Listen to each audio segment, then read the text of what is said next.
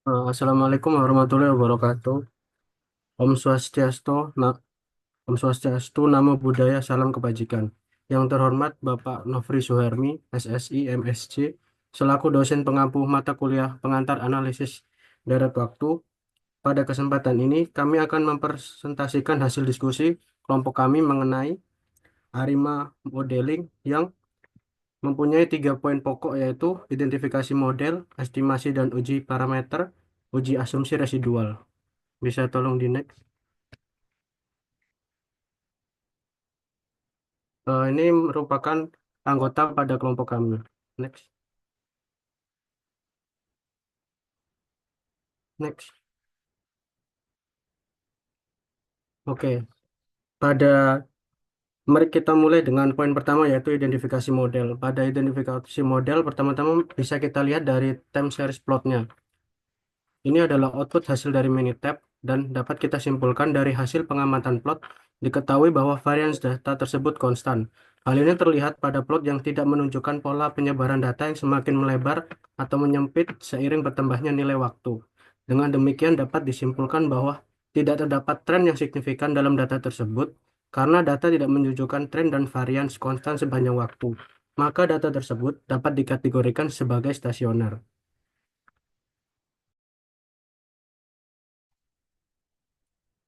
Oke, untuk melihat apakah data time series tersebut stasioner atau tidak, maka kita melakukan ADF test, yaitu uji augmented Dickey Fuller, yaitu uji statistik yang digunakan untuk menentukan apakah suatu deret waktu memiliki akar unit atau datanya itu tidak stasioner atau stasioner. Dengan kata lain, uji ADF ini membantu kita untuk mengetahui apakah data deret waktu tersebut memiliki tren atau tidak. Eh, Jadi, untuk ADF test ini eh, dibuat, yang pertama itu time series plot untuk datanya yang tanpa differencing. Itu yang pertama, jadi dilihat dulu time seriesnya itu plotnya apakah stasioner atau tidak. Ketika diuji nantinya datanya tidak stasioner, maka dilakukan differencing satu. Lalu diuji lagi, jika hasilnya stasioner, maka data tersebut differencing. Nah, untuk data yang kali ini, ketika kita melakukan uji ADF test, keluar hasilnya, next, keluar hasilnya, seperti yang di kanan, dengan H0 data tidak stasioner dan H1-nya data stasioner dengan alpha 0,05, dilihat dari nilai p-value-nya yang kurang dari alpha, maka tolak H0. Maka data time series tersebut adalah stasioner, tidak perlu adanya differencing. Setelah kita mengetahui bahwa data tersebut itu data stasioner, maka kita selanjutnya melakukan identifikasi model AR, MA, dan ARMA menggunakan ACF dan PACF dari data asli tanpa differencing. Identifikasinya keterangannya dapat dilihat pada tabel berikut. Jadi tabel berikut ada keterangan kalau bentuk dari modelnya itu yang sesuai itu adalah AR dengan AR ke P, maka ACF-nya itu menandakan bahwa dia itu tails off, tetapi PACF-nya itu cut off pada setelah dari leg P. Kemudian jika dia itu data yang sesuai, model yang sesuai itu MA pada leg Q, maka ACF-nya itu dia cut off setelah leg Q, sedangkan PACF-nya dia itu tails off. Kemudian model yang terakhir yaitu ARMA dengan leg P dan Q, itu ACF-nya itu dia bentuknya tails off atau dia turun secara perlahan-lahan dan PACF-nya itu juga turun secara perlahan-lahan. Dengan keterangan bahwa cut off Dika berarti nilai berkurang drastis sehingga sebagian besar nilai menjadi insignifikan atau sama dengan nol setelah leka. Next. Di sini terlihat di bagian kiri terdapat grafik fungsi ACF dan bagian kanan itu grafik fungsi PACF. Jadi grafik fungsi ACF itu terlihat bahwa nilai autokorelasi leg 1 itu sebesar 0,4. Kemudian nilainya itu menurun hingga hampir menjadi tidak signifikan. Tetapi pada leg 3 itu nilai autokorelasinya itu signifikan kembali dan selanjutnya itu terlihat bahwa nilai ACF-nya itu mendekati garis signifikansi secara pelan-pelan sehingga menandakan bahwa fungsi tersebut itu bersifat tails off.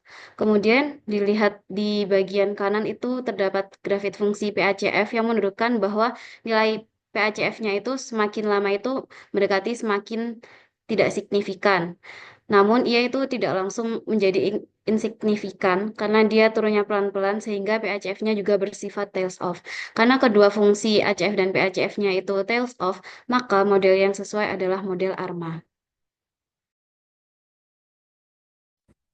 Oke, selanjutnya karena kita sudah mengidentifikasi bahwa model yang kita miliki merupakan model ARMA, selanjutnya kita mengidentifikasi order P dan Q.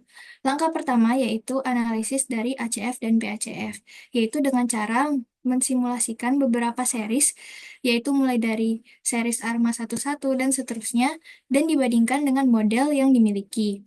Nah, berikut merupakan dua output simulasi dengan ACF dan PACF yang memiliki pola yang paling mendekati, yaitu ARIMA 301 dan juga ARIMA 302, di mana kedua series tersebut menunjukkan ACF maupun PACF yang tails off di sekitar leg yang sama dengan pola yang mendekati. Next. Langkah selanjutnya atau pendekatan yang lain yaitu menggunakan analisis AIC, yaitu merupakan kriteria pemilihan model yang mempertimbangkan keseimbangan antara goodness of fit dan kompleksitas model.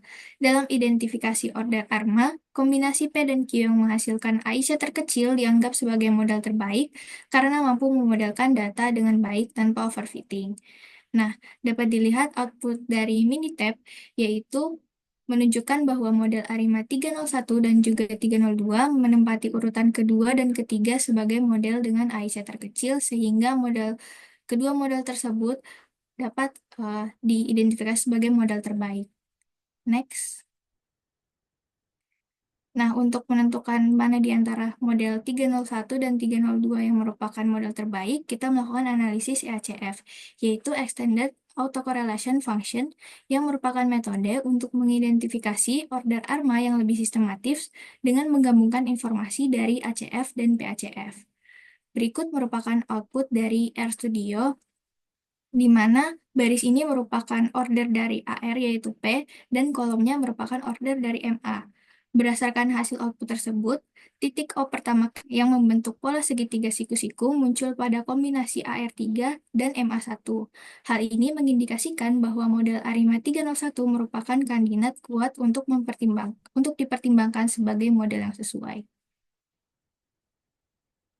Sehingga kesimpulan dari identifikasi model adalah model yang sesuai adalah ARMA PQ atau ARIMA P dengan D sama dengan 0, Q karena series tersebut terbukti stasioner dengan ACF dan PACF yang tails off. Dengan demikian, model yang paling disarankan untuk digunakan adalah ARIMA 301 karena didukung oleh seluruh pendekatan analisis yang digunakan, yaitu ACF, PACF, AIC maupun ACF. Next. Selanjutnya, untuk estimasi dan uji parameter, berdasarkan hasil identifikasi model sebelumnya, diperoleh sebuah model ARIMA, yaitu ARIMA 301.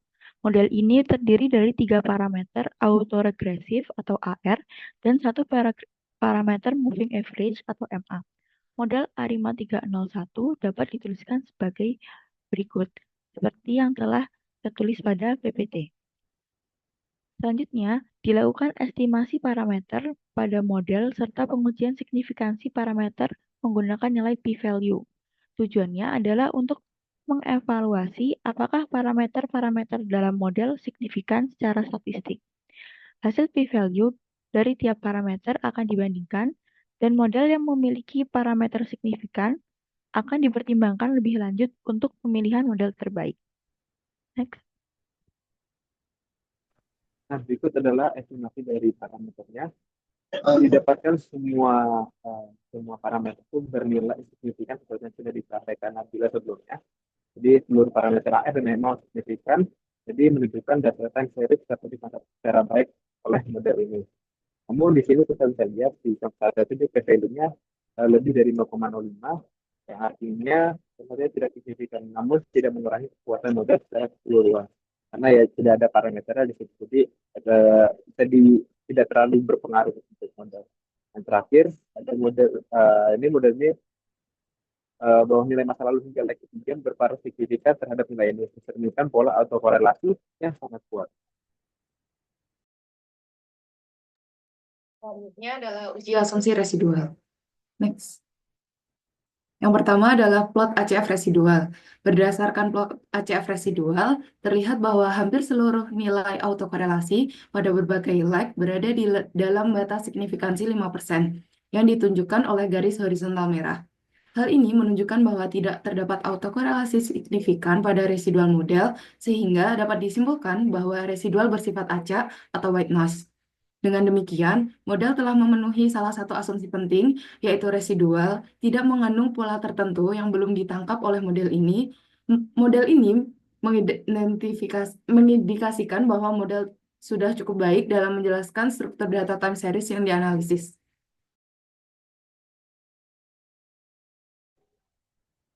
Kemudian untuk selanjutnya itu ada uji asumsi white noise, di mana untuk hipotesisnya sendiri itu H0 residual memenuhi asumsi white noise, kemudian H1-nya itu residual tidak memenuhi asumsi white noise.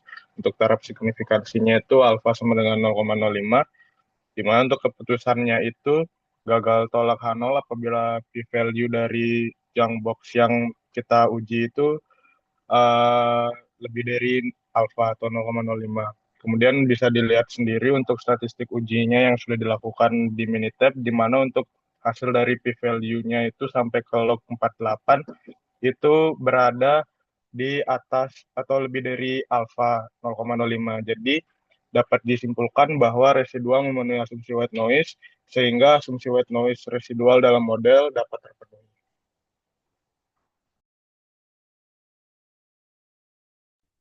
Uji normalitas digunakan H0 residual berdistribusi normal, lalu H1 residual tidak berdistribusi normal. Digunakan taraf signifikansi alfa sama dengan 0,05.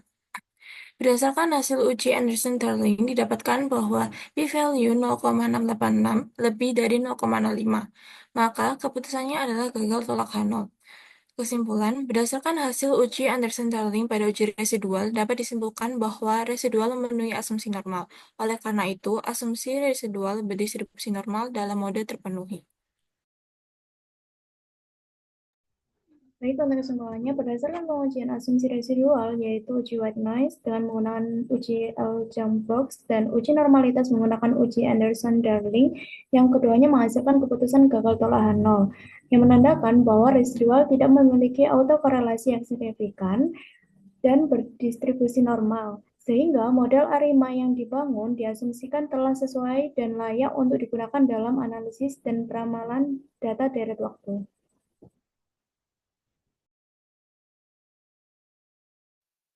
Kesimpulannya, berdasarkan hasil identifikasi model menggunakan analisis ACF, PACF, nilai AIC, dan EACF, model yang paling sesuai untuk data deret waktu ini adalah ARIMA 301 dengan persamaan sebagai berikut.